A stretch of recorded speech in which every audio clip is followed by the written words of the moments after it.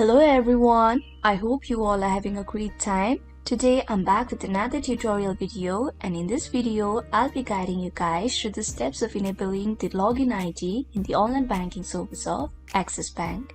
So let's get started and find out how that can be done. First of all, go to the web browser of your choice and in the address bar type www.axisbank.com and hit in. You'll then be redirected to the official website of Axis Bank. Now, hover your mouse to the login section and then click on the login option right here.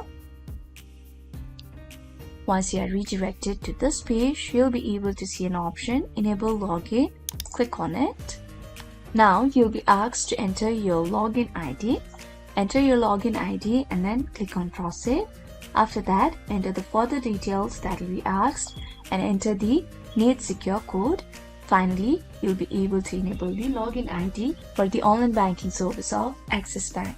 So, we have come to the end of the video. I hope this video was helpful for you guys. If it was, then please make sure to like, leave a comment, share and subscribe to our YouTube channel, TechQuest.